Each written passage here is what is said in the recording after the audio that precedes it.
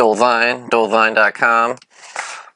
This is part of my Amazon Arbitrage series, and if you just found this video, maybe go watch the other couple ones first. But I'm gonna go over here sourcing your products. Some of you might be wondering, where do I get these products? How do I sell? Like, what's a good product? Where, how do I get them? So that's what I'm gonna cover here, and there's a lot of places you can find stuff. So you paid the $40, you got the app, and then if you figured out how to, maybe you played around with the app on some stuff, I'm sure you can go around your house and find stuff with barcodes on them and practice scanning them and seeing what numbers come up. So when you're thrifting or you're scanning or whatever, you're gonna want to know what products to look for before once you get to the location you're gonna go. So there's a few things you need to know before once you want to know what you're looking for before going to the store. So you're gonna want to find the bestseller ranking, and there'll be a number on the app that when you scan a product, there's different categories. So this one is in home improvement, and it's 900,000. So the lower the ranking, the better. So anything under like 500,000 is a decent product. I never buy anything that's over $1 million. Once you get more familiar with the different categories, you'll see how they fluctuate, and like 90,000 in home improvement might be better than if 90,000 in like kitchen stuff. You know what I mean? Because there's more kitchen products. So that's probably, that'd be a better product in kitchen because there's more. So you need to know what that ranking number is. So this one here is 90,000-ish.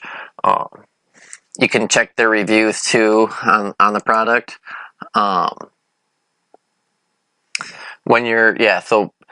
you're gonna need to know different categories, and then there's a lot of different there's apps and programs that'll teach you more about the different products. But some of the things I look for is like as seen on TV products.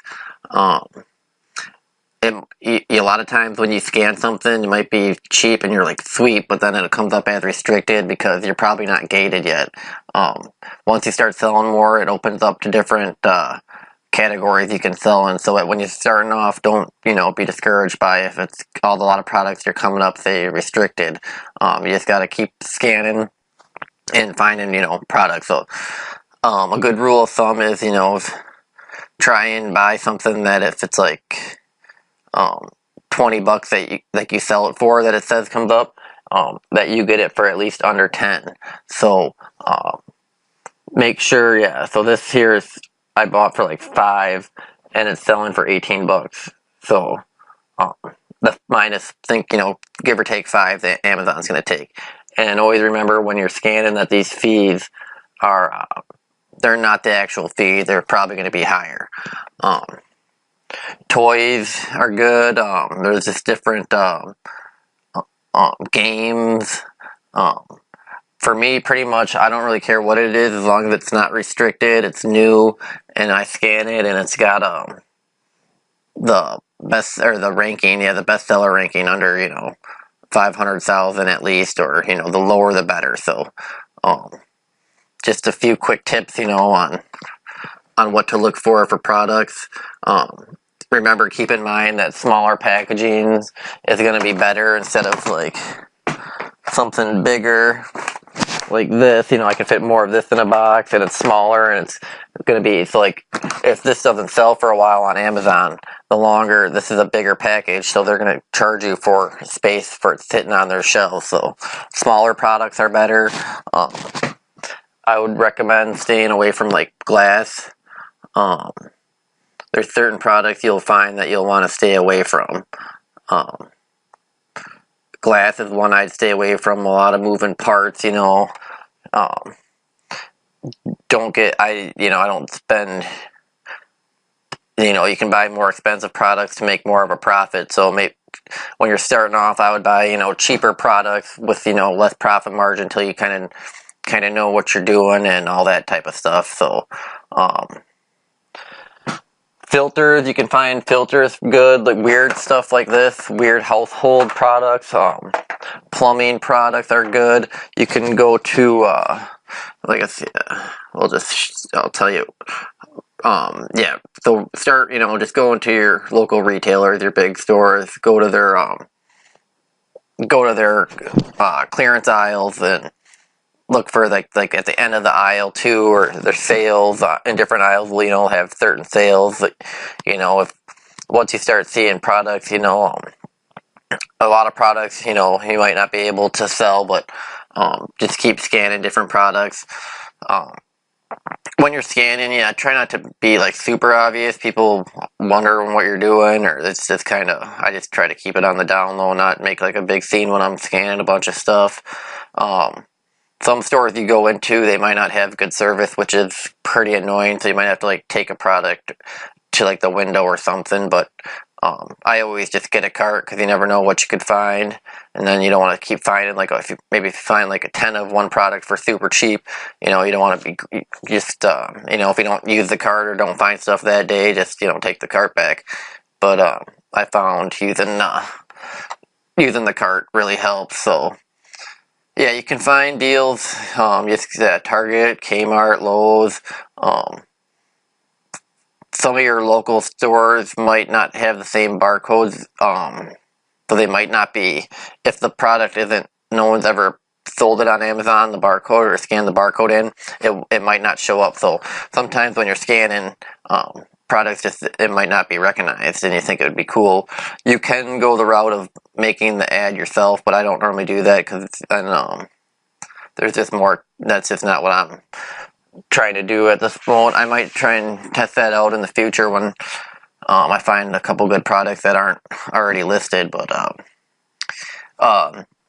yeah, a good place to go. So besides, you know, your big retail stores, you know, when these big retail stores are going out of business, that's a good time to check them out too.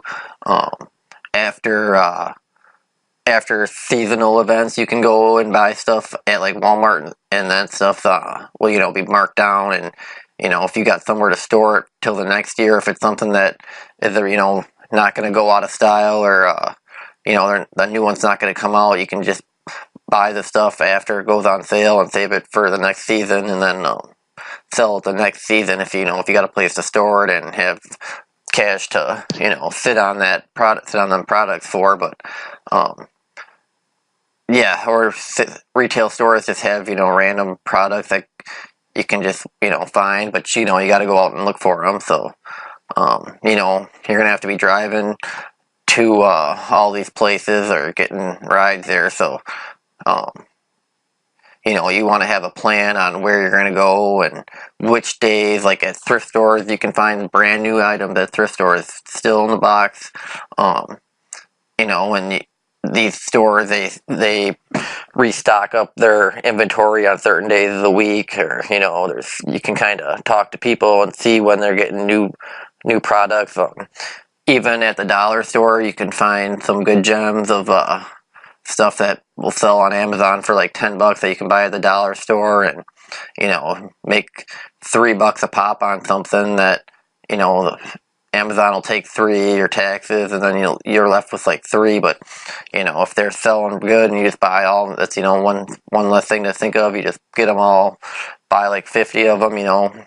If you're only making $3, but you sell 50 of them, you know, you got them all shipped out to Amazon. They're doing all the individual ship-in, so, you know, there's $150, but you know, make sure you don't get burned, and make sure you're really reading, and make sure you know that they'll sell. So, you know, you never want to get stuck with excess inventory at Amazon, because they'll just eat you up and take away your profits, making it, you know, not, you know, pointless to do. So there's a couple other things, you know, you kind of got to think of, which you'll learn around, you know, video game resale stores. That's a good thing to find games and stuff to put on there. You never know what you'll find at these places. There's a lot of odd, you know, products like accessories and stuff that they might not even try selling it, have thought about selling online or doing it this way. So you never know what you'll find at them video game stores. Just you got to go, find them, look them up online in your local area. Even garage sale, they're great. People have like board games and stuff they've never opened, or gifts that people have gave them that are just still in the box. And I don't really like scanning in front of people at garage sales, just because they're like, I feel like I'm like, it takes, you got to set up an account. So it's like, I tell people, I'm like, yeah, I'm trying to resell this. So, as long, I just try not, some people, you can tell people are cool and why you're doing it, or, maybe you're just checking, say something, I don't know. That's just whatever, do what you want to do it. But yeah, you can find some stuff at garage sales. And yeah, flea markets and swap meets, they're pretty fun just to go to. Yeah, you can find stuff there. You never know what you find. You could find some gems, or you could, strike out. But flea markets are a cool place to check out and look for products and find different ideas of product. Yeah, see, I don't know. You never know what you'll find at a flea market, I guess. You do find stuff that you can sell on Amazon, I'll tell you that. Even Craigslist. You can find new products or stuff that's, still used in the box. You can put under the used department. But then, again, then you got to go meet up with the people, and people on Craigslist always take forever. So, that's not like one of my. I did that a few times. I'm not huge on the Craigslist finding products.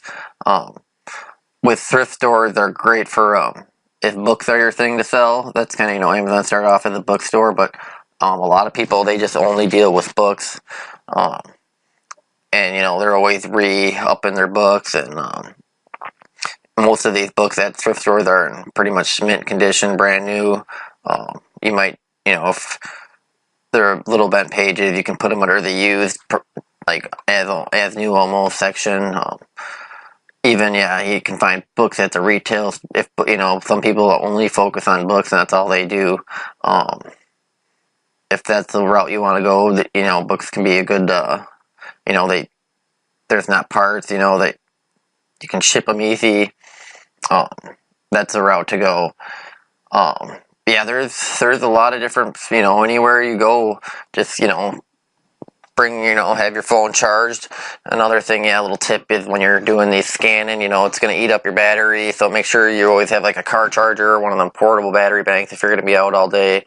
It does take time going to these stores and scanning and, parking and waiting in lines and stuff, but you can find, down times to go, or go early in the morning or right before the store's closing, or whenever you think there might be less people.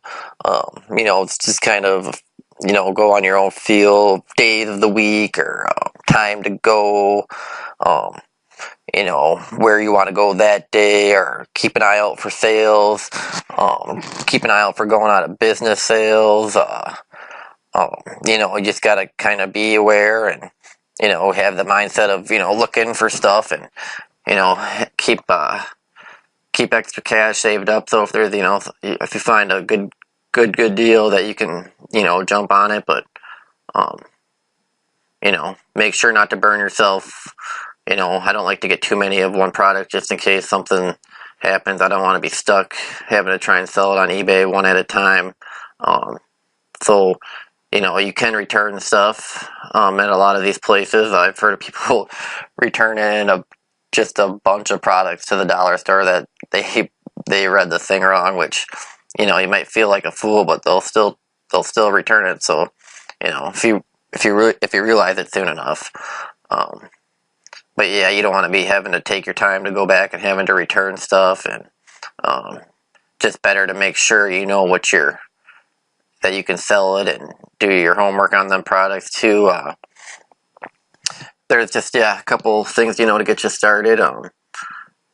Take a look at your map. You probably already know a lot of the stores you already go to. You can be doing scanning on, and some people just go up random aisles and just start scanning random stuff they see and seeing what comes up on the Amazon app. you know, you could try that. Otherwise, you know, go to the clearance aisle. There's a lot of different options. This is just kind of a jumping off point for you, and maybe get you motivated to check out one of these spots here, you know, nearby you. Or if that's not your thing, I can next video or so, one of these, I'll be talking about online product shopping, how you can buy products online and then they'll ship them to you, and then you just got to reship them to Amazon. I got a little chapter on that here. I've even heard people, they buy products off Amazon for when they're cheaper, and then they'll resell them to Amazon, which is kind of interesting. But that's just kind of for in-store tips here, on where to go to find your products and to do your to get your merchandise. So I hope these tips helped you. Hitting that like button and subscribing always helps me out. That's just something free you can do to help me. I got this book here. You can get it, Amazon Arbitrage Real Tips, on my website, Dolzine. You can get it on Amazon. Check my description for more details on stuff I do and where to find me. Alright, have a good one.